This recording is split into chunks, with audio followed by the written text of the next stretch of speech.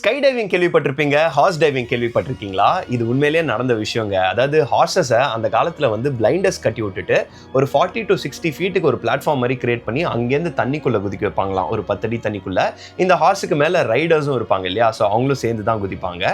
So இது வந்து ஒரு அம்யூஸ்மெண்ட் ஸ்போர்ட்டாக அந்த டைமில் யூஸ் பண்ணிட்டு இருந்தாங்க. அதாவது இப்போ நம்ம சர்க்கஸ்லாம் பார்க்குறோம் இல்லையா, அதில் வந்து எப்படி ஸ்டன்ஸு, ட்ரிக்ஸ் இந்த மாதிரிலாம் பண்ணுறாங்களோ அந்த மாதிரி அம்யூஸ்மெண்ட்காக இந்த ஹார்ஸையும் ரைடரும் சேர்த்து குதிக்க வைப்பாங்களாம். நிறைய ஹார்ஸ் வந்து செலிபிரிட்டிஸாலாம் இருந்திருக்கான். இதில் இன்ட்ரெஸ்டிங்கான விஷயம் என்னன்னா, ரெக்கார்ட்ஸ் எடுத்து பார்க்கும்போது இதில் ஹார்ஸை விட அந்த ரைடர்ஸ்க்கு தான் அதிகமாக இன்ஜுரிஸ் ஆயிருக்கு அப்படின்ற மாதிரி சொல்கிறாங்க. அதாவது ஹார்ஸஸ் வர் சேஃப் அப்படின்ற மாதிரி சொல்கிறாங்க. இது எப்படி உருவாச்சு அப்படிங்கிறதையும் சொல்லிடுறேன். 1881 வில்லியம் டாக் கார்வர் அப்படிங்கிறவர் வந்து அவர் ஹார்ஸில் ஒரு பிரிட்ஜை கிராஸ் பண்ணுறாரு. அப்போ அந்த பிரிட்ஜ் வந்து இடிஞ்சு விழுந்துடுது.